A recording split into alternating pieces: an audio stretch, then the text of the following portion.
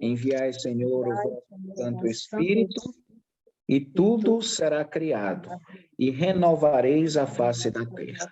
Oremos, ó Deus, que instruístes os corações dos vossos fiéis, com a luz do Espírito Santo, fazei que apreciemos retamente todas as coisas, segundo o mesmo Espírito, e que gozemos sempre de sua consolação, por Cristo, Senhor nosso.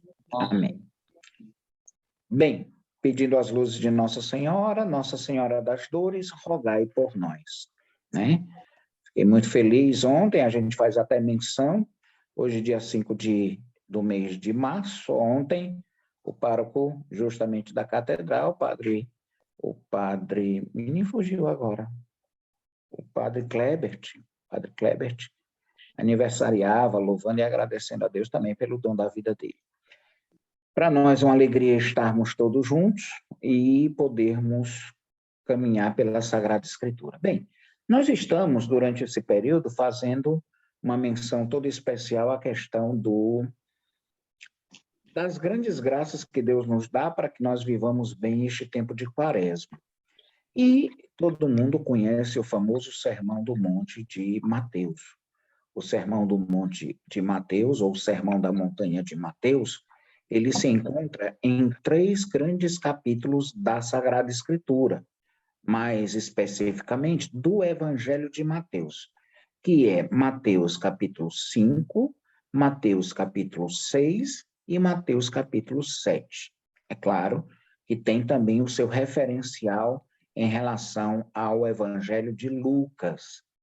Porém, é importante que se diga que o Evangelho de Mateus, ele tem uma proposta bonita, que a gente já tinha dito outras vezes, mas também a massa que está chegando agora conosco, é bom que saiba.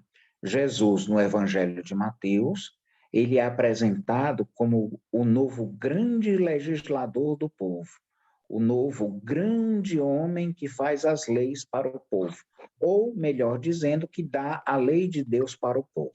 Ora, quem fazia isso antes para o povo, na tradição mais antiga do povo de Jesus, era Moisés. E agora, Jesus, no Evangelho de Mateus, ele é o novo Moisés. Ele é o novo Moisés.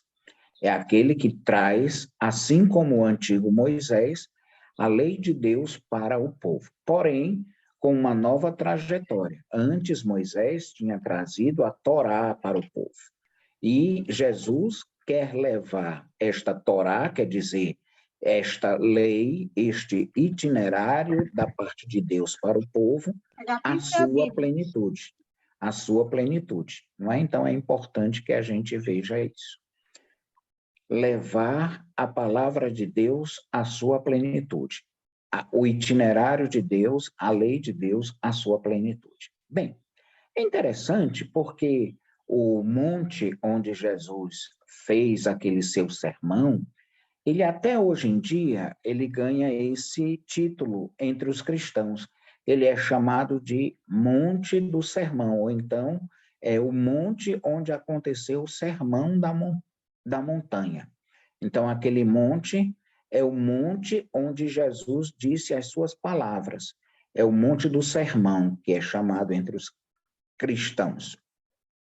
Porém, o monte, ele tem, eu até comentava hoje, até com alguns colegas padres, etc., isso.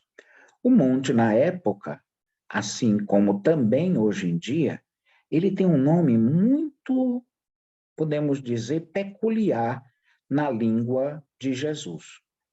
Que nome é esse? O nome que tem o monte é Ha-Ha-Roché. Ha-Ha-Roché significa o monte da riqueza. O monte da riqueza. A gente até está, mas monte da riqueza? Por quê? Ora, mas também a palavra Oxé, que dá para nós Asher, que é até o nome de uma das tribos de Israel, significa para nós a felicidade.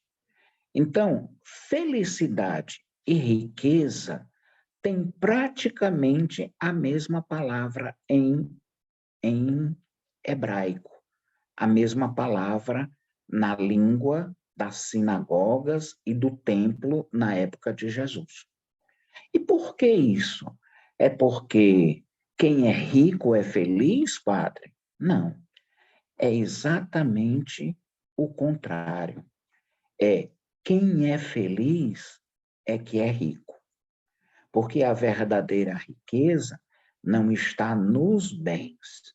A verdadeira riqueza está na felicidade, que se faz principalmente por causa de uma única coisa, por causa do ver o outro também feliz.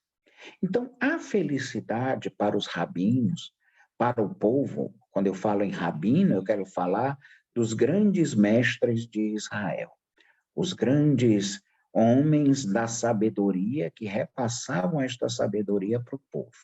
Então, quando a gente fala justamente de felicidade e de riqueza, quando as duas palavras significam a mesma coisa, eu vou já também falar um pouquinho sobre a pobreza. E aí a gente vai enveredando assim para saber o que é essa caridade ou o que é essa esmola na Sagrada Escritura, que é uma das pilastras principais da nossa quaresma, dos nossos 40 dias, não é? Então a gente vai lembrar disso. A primeira coisa que a gente deve nos recordar é que este monte chamado do Sermão da Montanha, ou normalmente também chamado de Monte das Bem-aventuranças. Esse Monte das Bem-aventuranças, esse monte onde Jesus fez o seu sermão, o Monte das Bem-aventuranças, era chamado de Ha-Roché, que significa o Monte da Riqueza. E Ha-Roché, que a gente teria uma pronúncia com A, é que seria o Monte da Felicidade. Mas as duas palavras se confundem. Ou até hoje em dia, quando se fala de riqueza e de felicidade, é somente dentro do contexto da frase que a gente vai saber sobre o que se está falando, se é sobre a riqueza ou se é sobre a felicidade. Mas é dentro dessa linha que eu estava querendo dizer para vocês. Qual linha, padre? A linha da felicidade ser a verdadeira riqueza, ser o verdadeiro presente de Deus que nos torna de verdade ricos. Porque, como todos nós bem o sabemos, não é o ter bens que nos torna felizes. Às vezes, o ter bens, às vezes, nos torna mais infelizes, não é? Às vezes, a humanidade, quando se tem muita gente que tenha mais posses, às vezes ela é mais infeliz, porque associado a estes bens está também o quê? As preocupações, estão também as tristezas, e não que a tristeza seja uma coisa ruim, nós, em última instância, como pessoas humanas, também devemos sempre nos preparar para as tristezas, porque nós nunca vamos viver sem elas.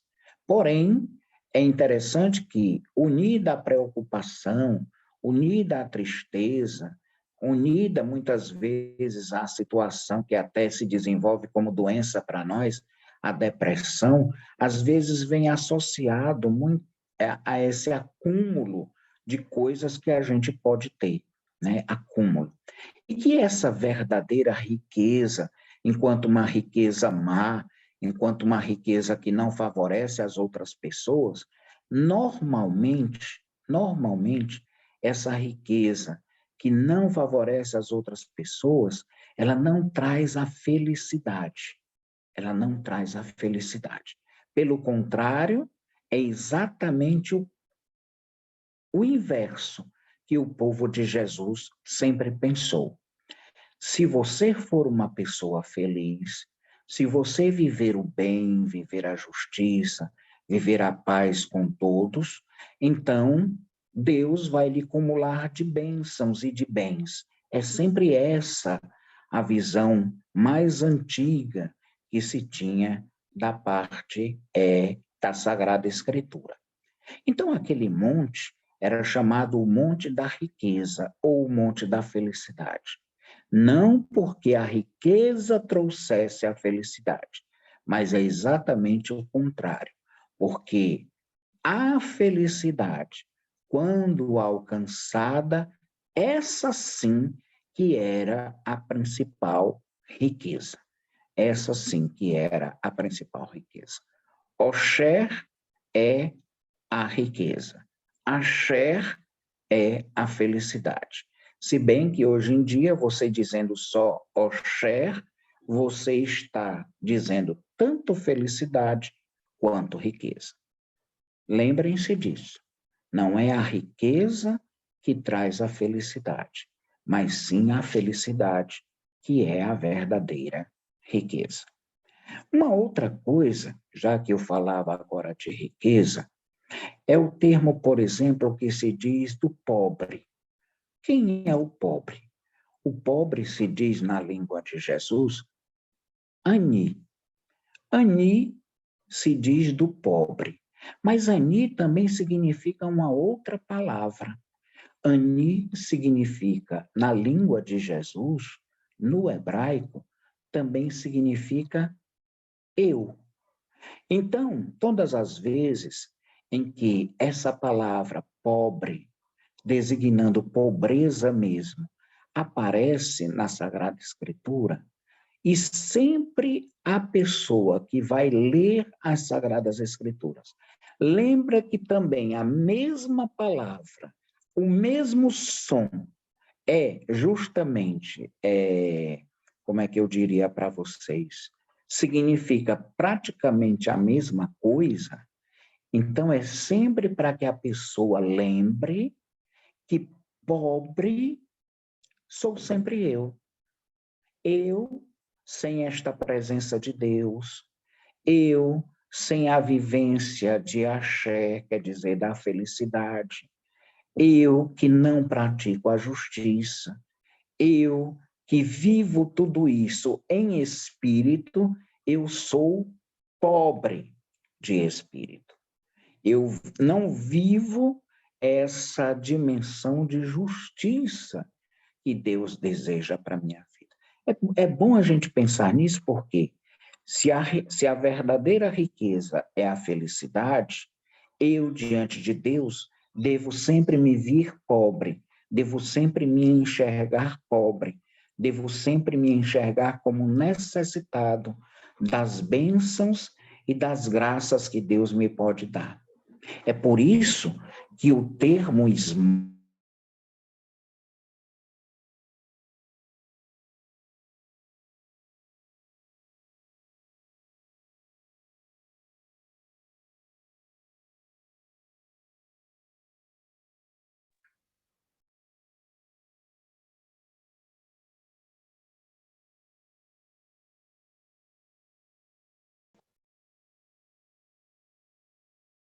Alô? Pronto, voltou, graças a Deus. Essas coisas internéticas que a gente não pode se dar oportunidade, umas coisas que a gente não compreende, né? A gente tem as nossas dificuldades de entendimento, mas aparecem para nós. Bem, entenderam, eu acredito, sobre o termo pobreza e riqueza, não é? O termo pobreza e riqueza, tão necessários para que a gente se dê essa oportunidade, assim, de entender o que seria, por exemplo, a esmola. Eu falava agora há pouco que a esmola, ela não existe como uma palavra propriamente dita.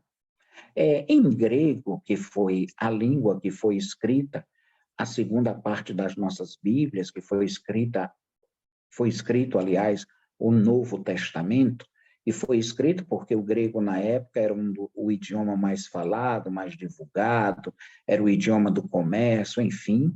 Então, em grego, a gente diz esmola como lismoné, daí de onde vem o termo limosna em espanhol, que é esmola, não é?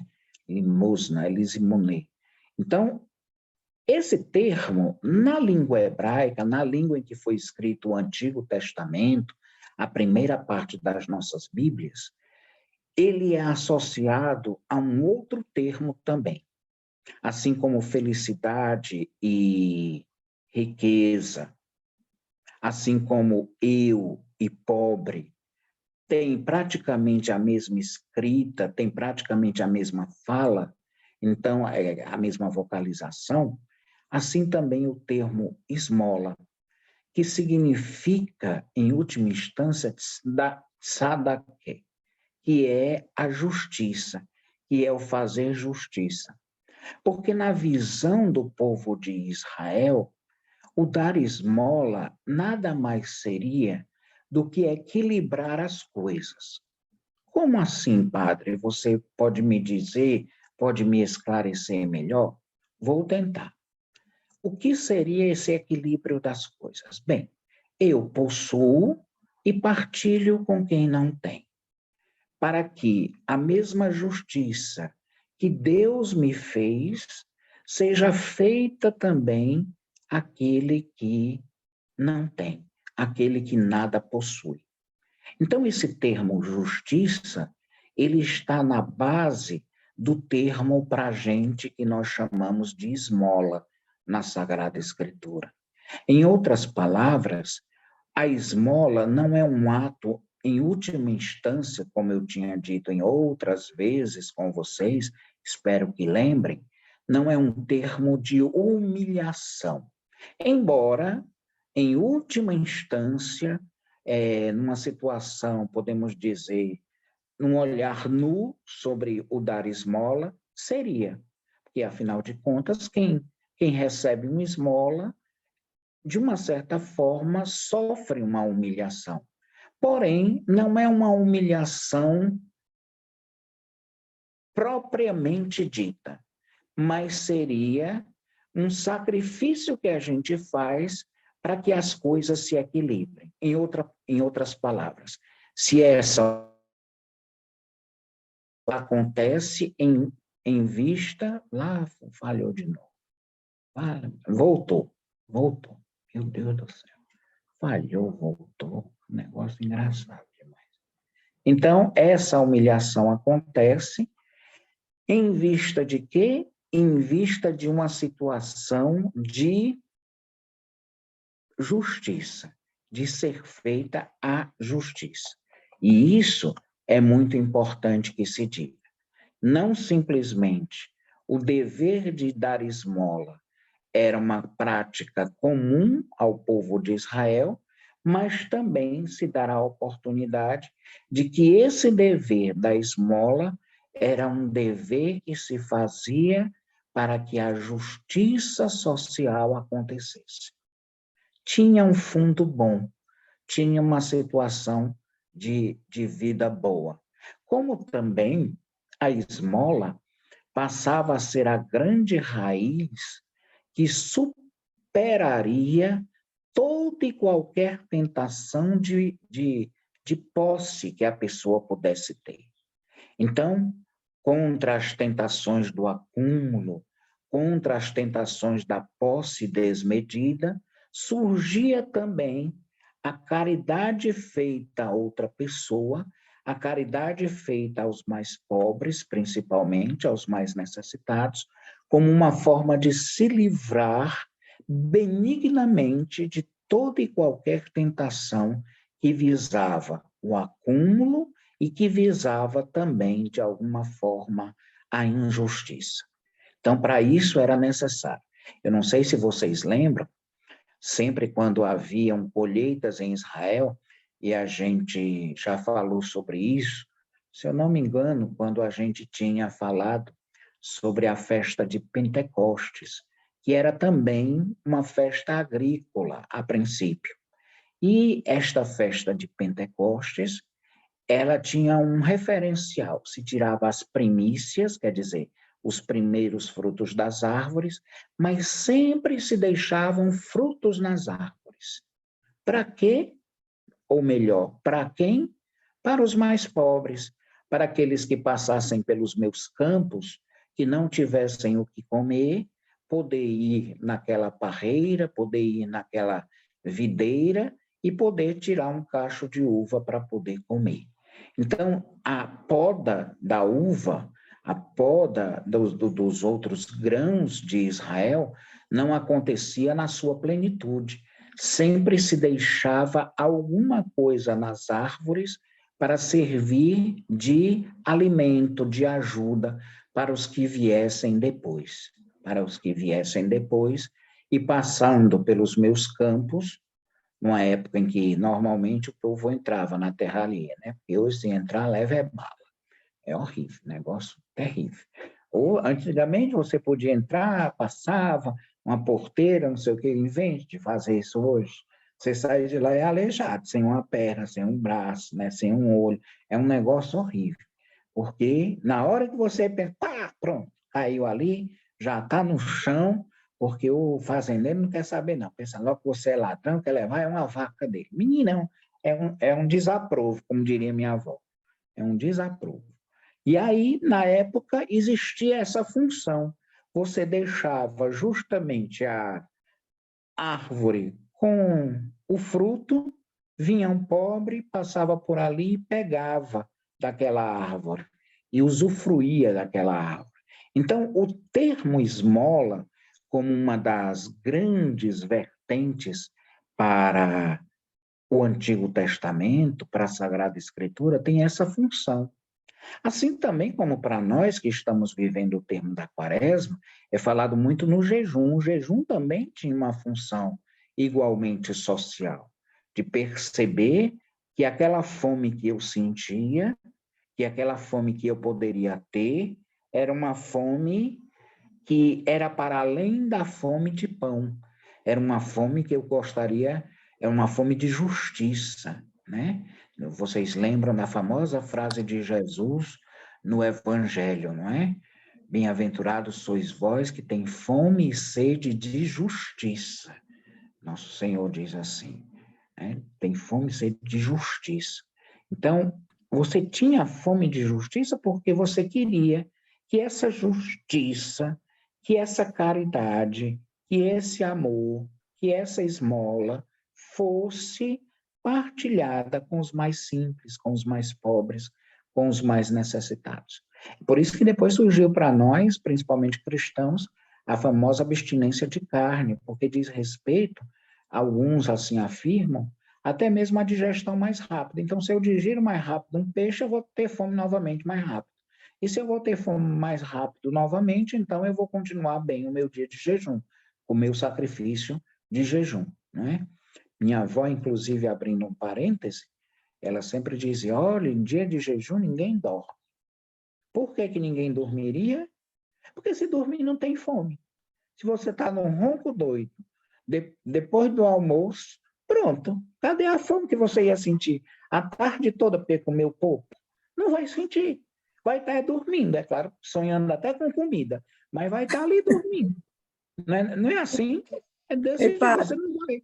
Ah, eu lembrei aí dessa relato aí sobre as frutas, a poda, né? uhum. Que eu li um texto que tem uma cidade, eu não me lembro onde, né? Que é na Europa, que a pessoa chega num cafezinho, aí ele faz assim, esse aí é o café da parede, né?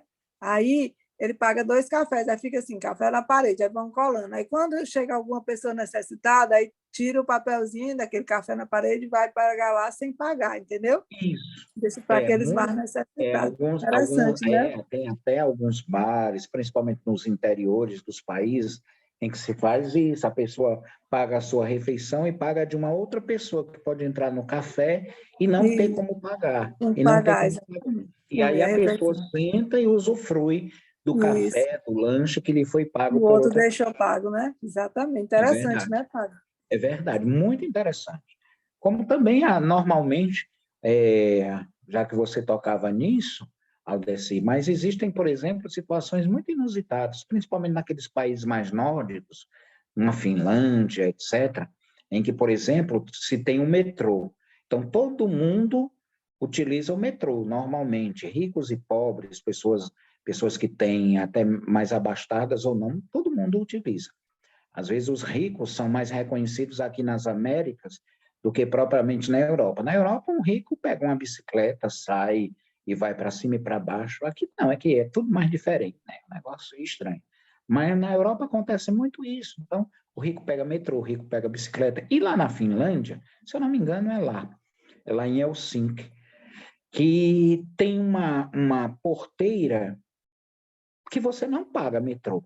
Quer dizer, nas outras catracas, todas você tem que apresentar o bilhete, ou às vezes coisa do celular, rapidamente você passa.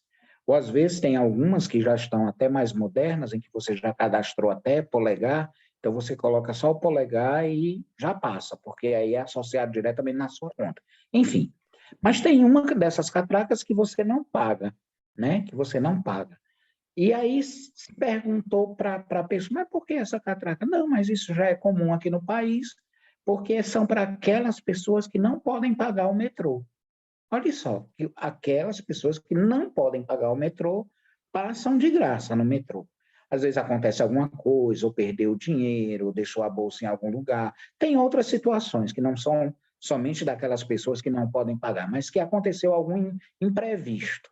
E aí elas não têm lá no momento, ou então elas podem passar sem pagar. E aí foi perguntado, coisa de brasileiro, foi perguntado assim, mas vocês não têm medo não que mais gente passe por aqui, por esta catraca, sem pagar, mesmo tendo dinheiro? Ao que a pessoa de lá fica assim, assustada com aquele tipo de pergunta e diz assim, mas quem é que vai fazer uma coisa dessa? E a gente fica com vergonha de responder, né?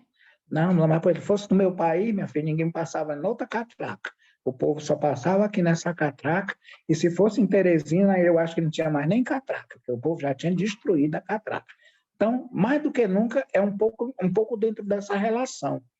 A relação da esmola, a relação do fazer a justiça acontecer, que esses países, às vezes, por serem considerados até mais civilizados por práticas como essa, que a gente ainda não chegou nesse nível, e que percebe que eles têm essa prática da partilha, da justiça, como alguma coisa já perene junto deles.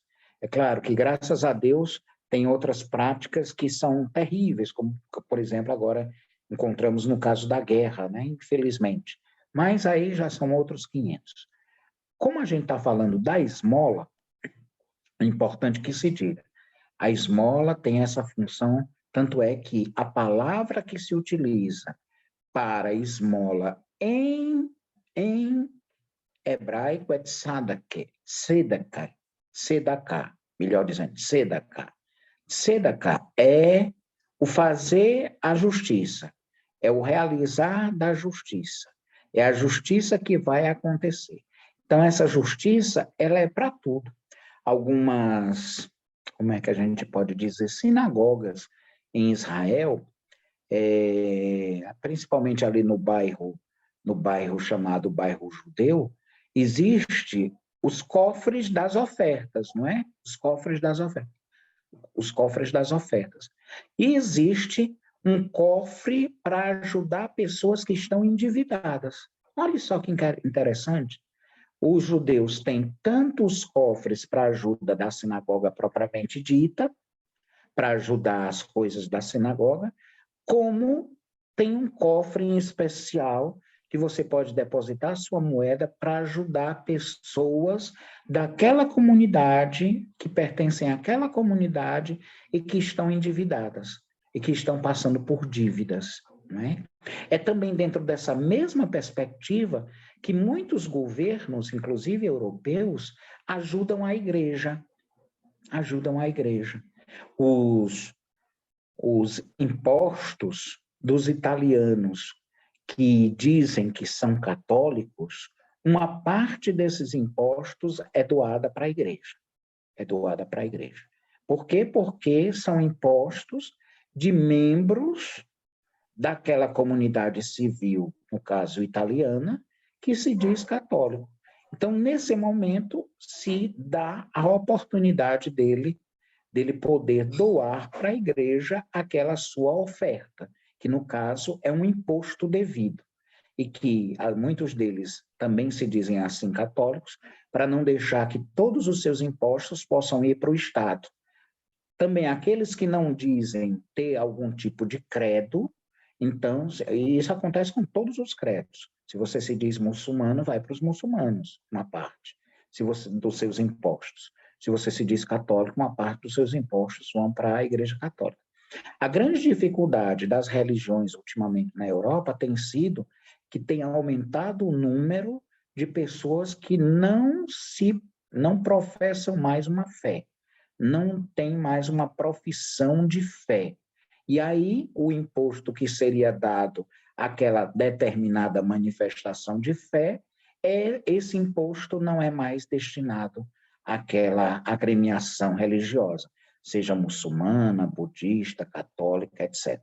Então, é interessante a gente poder perceber isso, porque também o Estado, no caso do Estado italiano, também o Estado alemão, etc., aquele determinado país, ele também tem esse princípio de justiça inclusive em solidariedade com manifestações de credo, do credo que se faz. Então, isso é muito importante.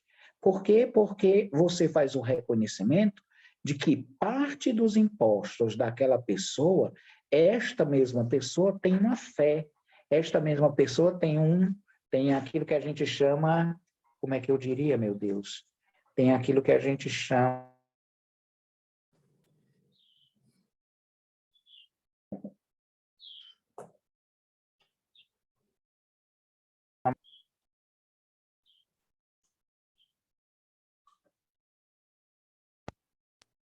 voltou, graças a Deus voltou.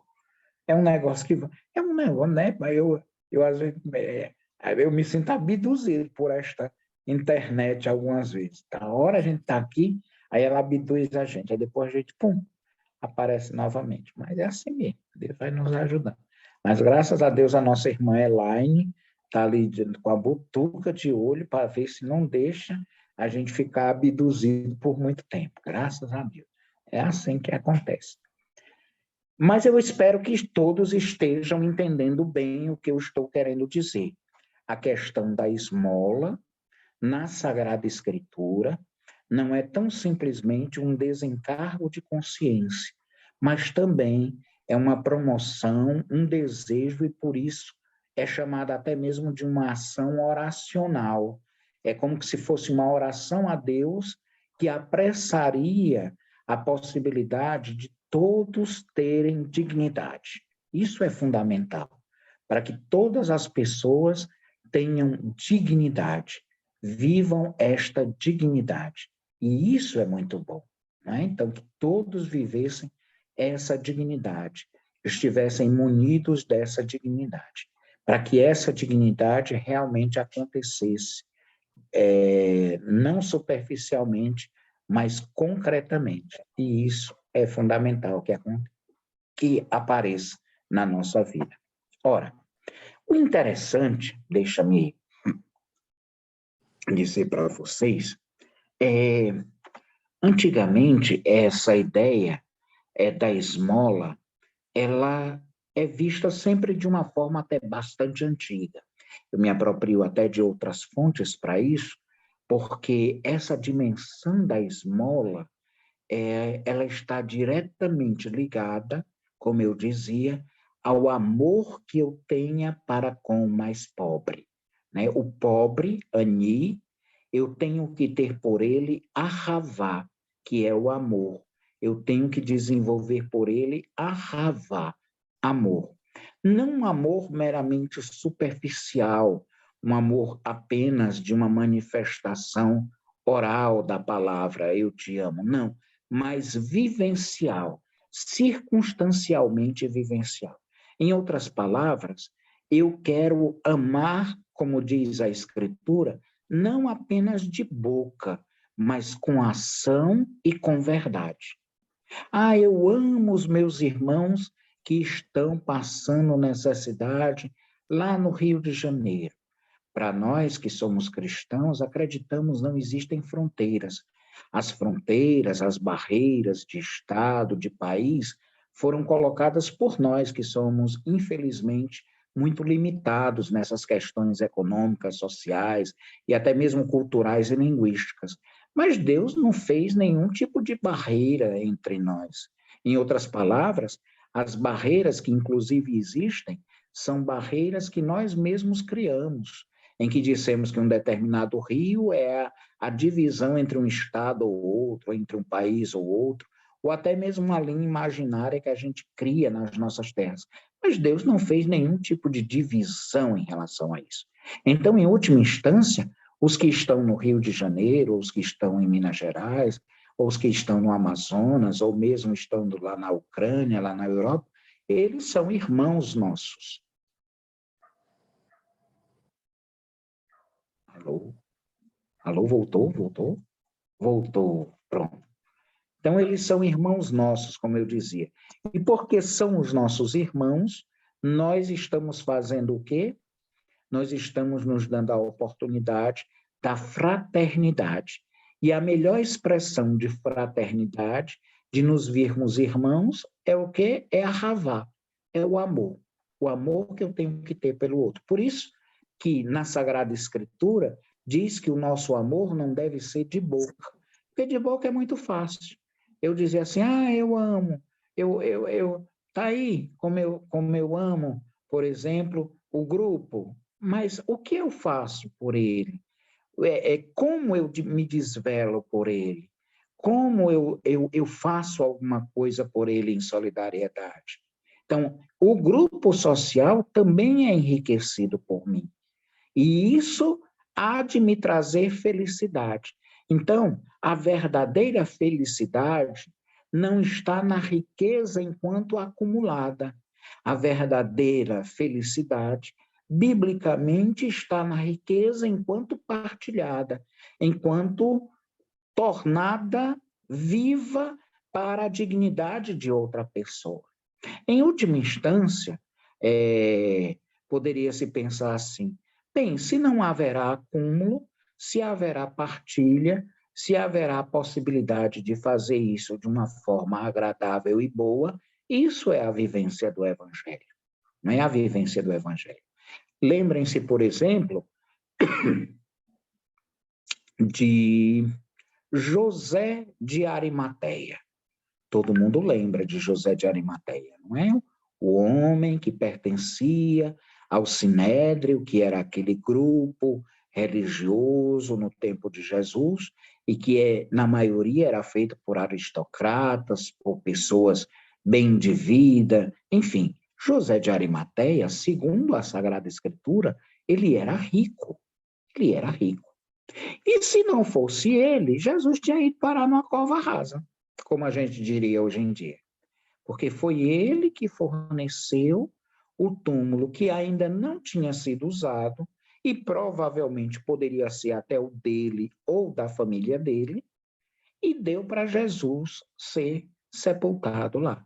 Então ele fez aquilo que a Torá, que a lei, que o itinerário dos antigos judeus pedia que se fizesse.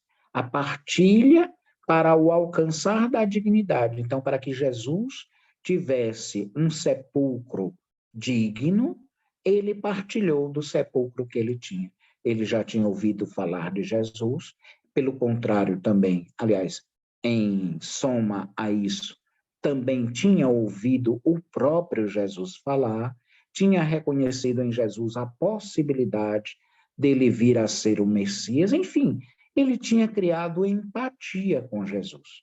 E no momento em que Jesus justamente morre, tudo leva a crer, simpático à doutrina de Jesus, ele diz assim, tá aqui, eu tenho um túmulo, que Jesus seja sepultado lá.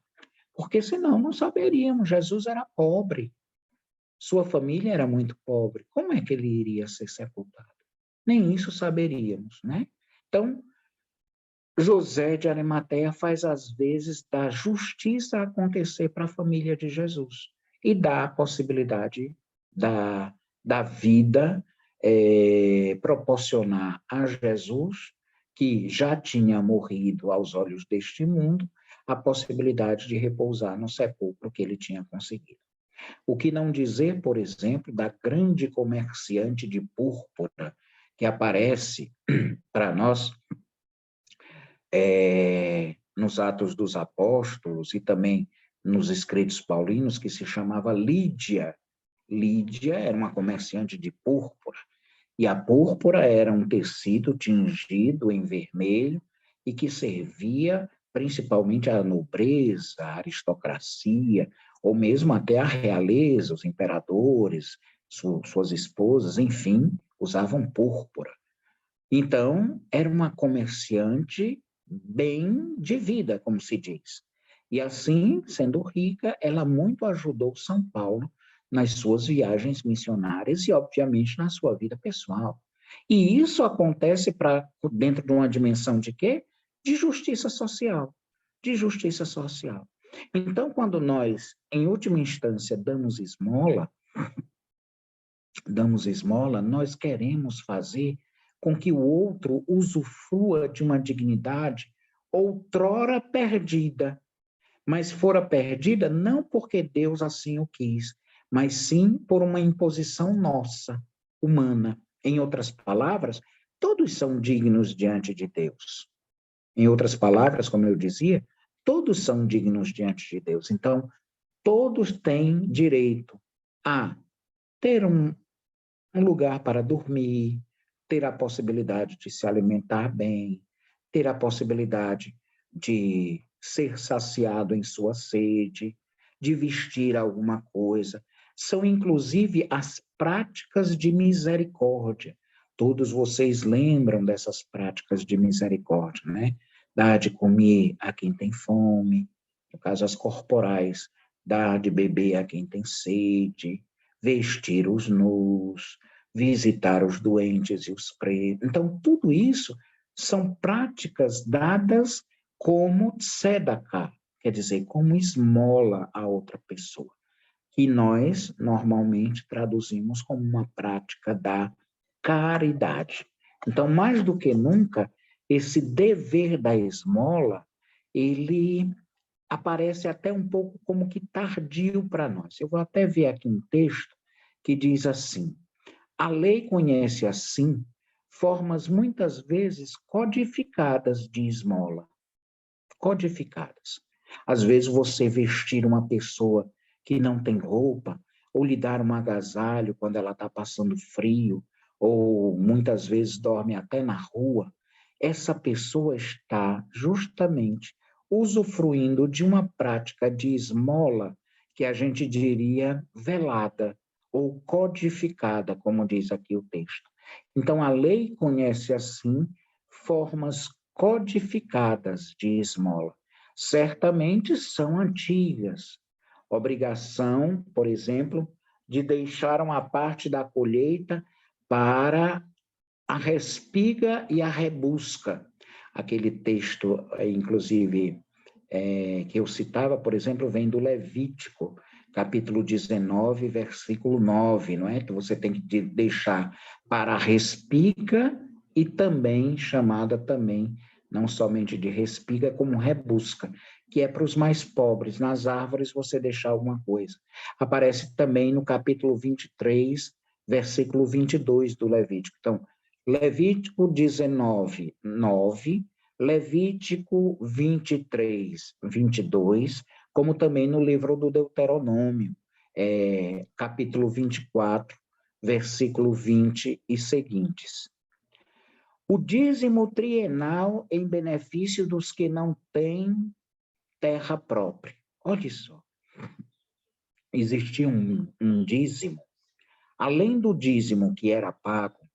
Eu falava até sobre aqueles que tinham dívidas, que até hoje em dia, junto ao Estado de Israel, em algumas sinagogas, deixam também um pouco de dinheiro para ajudar os que estão endividados. Na época de Jesus, e principalmente no Estado de Israel ainda hoje, existem aqueles que não têm terra, existem aqueles que não têm o seu pedaço de chão. Então, existe um dízimo também, um dízimo que é dado de 3 em 3 anos, para ajudar os que não têm terra a terem a sua terra, poderem construir a sua casinha e poderem ter o seu lugar. Então, isso era fundamental também no princípio da dignidade, porque terra tinha sido aquilo que na Sagrada Escritura o próprio Deus tinha prometido para o seu povo, de que eles teriam uma terra. Eles que eram nômades, quer dizer, eles que viviam para cima e para baixo, como dizia minha avó, levando o seu gado miúdo, as suas ovelhas, suas cabras, para ir acampando aonde dava para poder sobreviver. Para quem é nômade, para quem não tem um lugar fixo, automaticamente ter um lugar fixo é a melhor coisa do mundo. É Deus que nos dá essa graça de ter um lugar fixo. Pois bem, Jesus, ele, de uma certa forma, ele vem a usar uma expressão até muito dura, né? O filho do homem não tem onde reclinar a cabeça. Em outras palavras, a gente poderia pensar no sentido de que Jesus não teria onde descansar, mas alguns estudiosos até pensam que até mesmo alguma posse que a família de Jesus tivesse não fosse propriamente deles, ou que eles tivessem usado apenas de forma emprestada. Enfim, não se saberia ao certo, ao pé da letra, o que essa expressão gostaria de dizer. Mas, é claro, tem um sentido teológico de que Jesus, assim como todo e qualquer missionário, não teria onde reclinar a cabeça, não teria um lugar de repouso, mas que a sua obra seria fazer a vontade do seu Pai. Em outras palavras, ele não teria um descanso propriamente dito, mas ele se cansaria, podemos assim dizer, realizando a vontade do Pai. Não um cansaço que seria pejorativo, um cansaço meramente espiritual, mas, pelo contrário, um cansaço físico, ao qual todos nós estamos, muitas vezes, arraigados a ter depois de um trabalho árduo. Então, alguém que caminhava muito, alguém que falava às multidões, alguém que ia daqui para ali, levando a mensagem que o seu pai tinha lhe enviado a dizer, enfim, tudo isso era cansativo para Jesus, era muito cansativo. Porém, ele mesmo diz não ter onde reclinar a cabeça. Em outras palavras, ele não tinha essa experiência de ter um lugar fixo. Ele era um nômade, ele era um pastor. E pastor vai para cima e para baixo com as suas ovelhas. Pastor não é aquele que já é sedentário, não é aquele que já tem uma terra, um plantio, uma casa própria, não. Ele vai aonde estão as ovelhas, ele está com as ovelhas. Então, não ter onde reclinar a cabeça. Existia esse dízimo chamado trienal, não é? Em benefício dos que não teriam terras próprias, como, por exemplo, os levitas, né? A tribo de Levi não tinha terra. Eles ganharam justamente o sacerdócio, eles ganharam justamente o serviço do templo e o serviço das coisas sagradas, porque não tinham coisa própria. Aliás, terra própria. Eles não possuíam uma terra própria. Como também os estrangeiros, os órfãos, as viúvas, todos estes não tinham mais nada.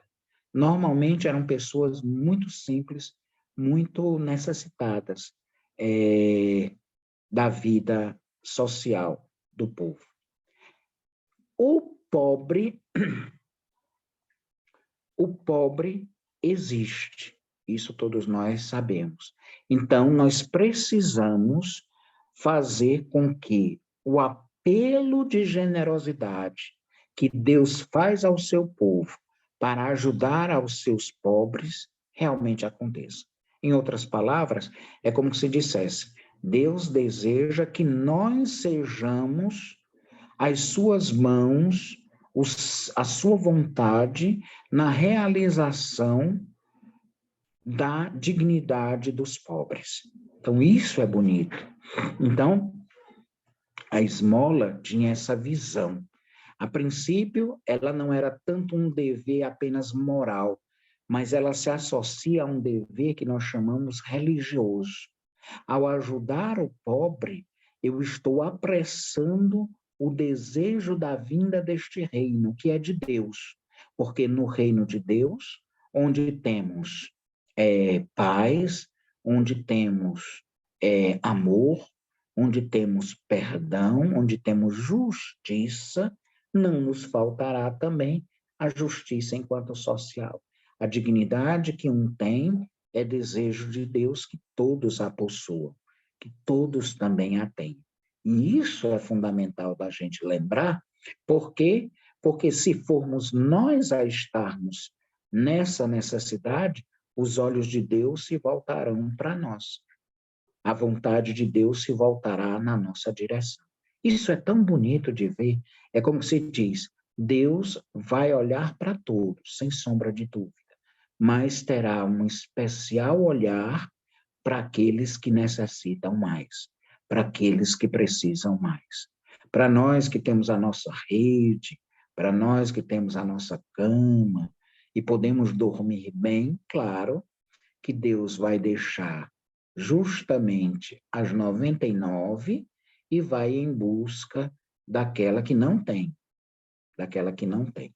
Estou até me apropriando do texto bíblico, daquela que se perdeu, mas no caso não é nem a ovelha que se perde, mas sim a que necessita. Ele vai em busca desta ovelha, ele vai querer ajudar essa ovelha. Para quê? Para que tenha igual dignidade, para que tenha a possibilidade também de vir a ter uma rede, de vir a ter uma cama. Então, é tão necessário que isso aconteça.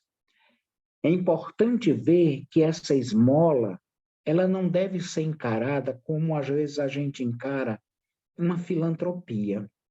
Ah, não, vamos fazer aqui um jantar para ajudar os mais pobres. Então, isso, claro, obviamente, é muito válido, é muito rico. Mas que isso não nos sirva para que nós ganhemos likes na internet. Isso não nos sirva. Alô, alô, alô, alô, alô, alô, alô.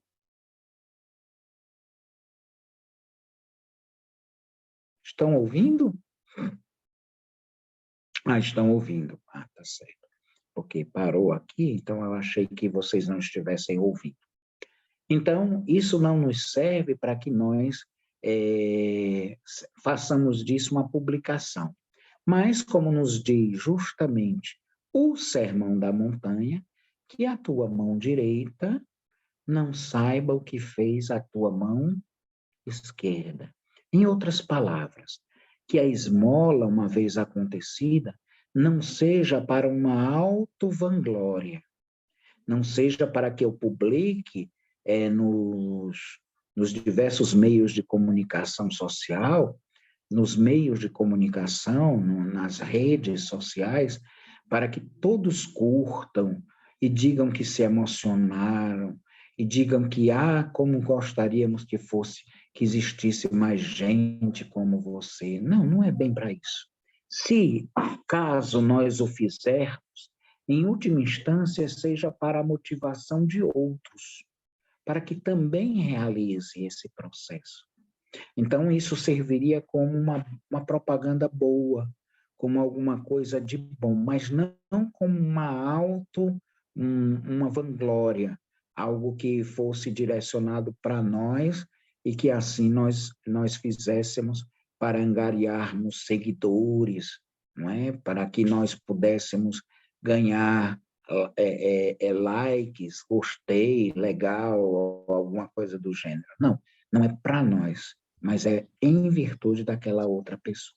Então, nesse sentido, a nossa esmola deva ser feita no silêncio para que isso aconteça de forma tranquila, pacífica, uma forma boa.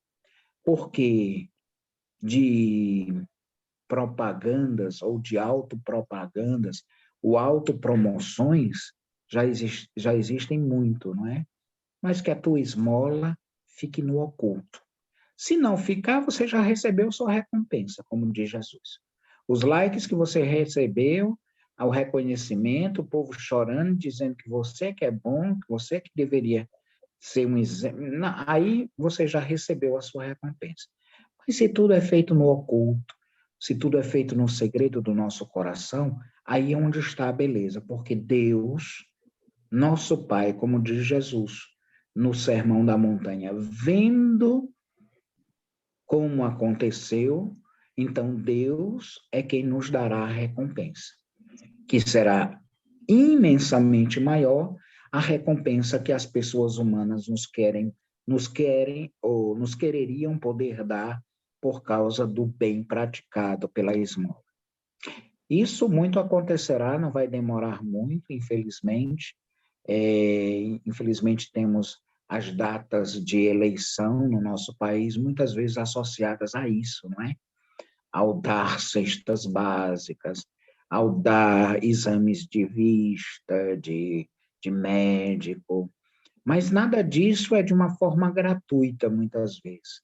Se está pensando no retorno do agradecimento em forma de voto para um candidato A ou uma candidata B, e assim acontecer um toma lá da cá. Na verdade, E tudo muitos, devidamente infelizmente, só registrado desejam o nas voto redes da gente. sociais, né? Claro que eu não preciso dizer isso para a maioria de vocês, porque todos nós sabemos como é que acontece, principalmente no período de eleição. E o pior ainda que eu acho é porque tem muita gente que faz o seguinte: o quê? Faz um planejamento. Eita, esse ano vai ser ano de eleição, já sei. Eu vou procurar o candidato fulano de tal, porque se eu não tirei aquele meu documento agora, é agora ou nunca.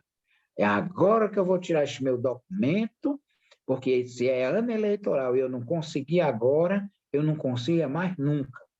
É assim que a gente diz. Normalmente é um pensamento tosco, é um pensamento errado, é um pensamento equivocado, porque infelizmente os nossos políticos não pensam em ajudar gratuitamente muitas vezes. Graças a Deus que temos as exceções, e graças a Deus por isso mesmo. Mas a grande maioria, infelizmente, ainda dos nossos políticos age dessa maneira. Querem que nós, uma vez ajudados, tenhamos a retribuição a cada um ou a cada uma pelo voto. Então, lhe fiz um bem, estive presente, fiz tal coisa, vote em mim. Não esqueça de mim, não. Eles querem ser lembrados. Bem, é uma forma equivocada que às vezes a gente tem. E isso não pode ser dentro dessa forma. Então, a esmola, nós vamos ver no Sermão do Monte, que ela deve ser oculta. E essa mesma esmola oculta vem a combater o pecado de quê? O pecado do acúmulo, o pecado da reserva, do reservar. E por isso, da não partilha. Então, é por isso que, contra o pecado do acúmulo, contra o pecado do acúmulo, lembrem do que fez o inimigo de Deus quando tentou Jesus no deserto. Veja aqui, tudo isso será seu se prostrado me adorares, Jesus, né? Se prostrado me adorares. Então, Jesus vem a repelir o inimigo, a Satanás, aquele que se opõe ao contrário. Satã significa aquele que é do contra, aquele que é do contra a dilatação do seu reino, do reino de Deus entre nós. Jesus vem a repelir, dizendo: afasta-te de mim, Satanás, afasta-te de mim. Então, nós termos bem isso diante dos olhos e nos darmos a oportunidade de fazer aquilo que era dito no início dessa minha colocação. A nossa verdadeira riqueza é a gente, aos olhos de Deus, ser feliz. A nossa verdadeira riqueza é termos uma felicidade para além das posses. E a gente só será feliz quando fazemos o outro feliz. E nós só seremos felizes quando partilhamos dos bens e das graças que Deus nos dá. Então, quando nós assim o fazemos, aí sim, seremos de verdade ricos. Não de uma riqueza, como disse nosso Senhor, em que a ferrugem e a traça destroem. Isso é muito bonito da parte de nosso Senhor. mas não simplesmente por ser bonito, mas principalmente profundo e reflexivo. Olhe, não acumuleis riquezas, onde a ferrugem e a traça destrói. As nossas preocupações não são tanto, muitas vezes, aliás, de uma pessoa extremadamente rica, como a gente ouve agora falar nos meios de comunicação, de pessoas bilionárias. Bilionárias, eu fico impressionado. Um bilionário tem 1.000 milhões. Gente, é muita coisa. Se 1 milhão já é muita coisa, 1.000 milhões é uma coisa que vai além da cabeça da gente, né? Pois tem gente que tem mais de 1.000 milhões, tem 2 bilhões, 3 bilhões de fortuna. Gente, como é? Uma pessoa, eu acho que eu não dormia, não. Porque só em ter que preservar isso tudo, só em ter que guardar isso tudo, é uma preocupação doida. A pessoa, eu acho que não tem mais vida, não. Porque é verdade, vai ter muitas vantagens. Porém, a preocupação é grande, porque também quando as perdas acontecem é de 1 milhão para lá. Então, é de 50 milhões, é de 100 milhões que a pessoa perde de uma hora. E isso tudo denota uma grande preocupação. É um negócio fora de série. E que nem todo mundo aí entram em depressão. Então, o ter tudo isso não significa ser feliz, mas o contrário, que mais uma vez eu reincisivo com vocês, eu retomo com vocês. A verdadeira riqueza é ser feliz. Porque há muita gente que é muito feliz e não tem a riqueza material. E às vezes a gente conhece gente assim. E infelizmente também conhecemos do outro lado. Há muita gente que, infelizmente, podemos assim também dizer, tem fortunas e não é feliz. Não é feliz. Então, vejamos os paradoxos, quer dizer, às vezes até mesmo as contradições que aparecem para nós na Sagrada Escritura, que tentam demonstrar para a gente aquilo que outrora, um dia eu também já disse para vocês, uma ou duas vezes, ou talvez até mais. Olha, as pessoas mais felizes que a gente conhece são aquelas que têm tudo. Tudo elas têm.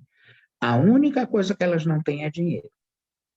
E tem pessoas que são tão pobres, tão pobres, tão pobres, tão pobres, que elas não têm nada. A única coisa que elas têm é dinheiro.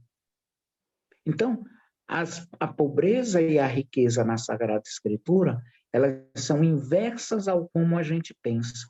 E por causa disso, a esmola também tem esse quê de inversão.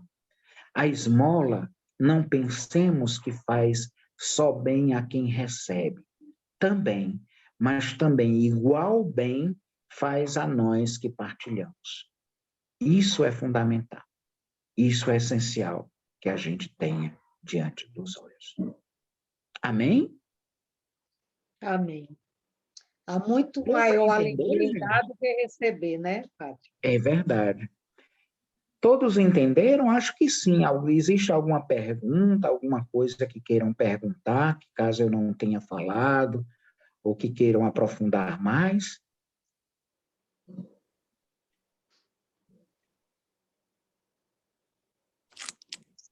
Caso tenha, é só ligar aí o microfone e perguntar.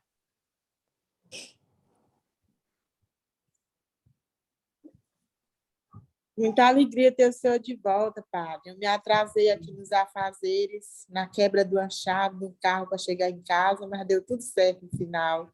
Oh, meu Deus do céu, mas deu tudo certo mesmo, né? Graças a Deus. Deu. Mas Alegria ainda grande, peguei como sempre. recíproca.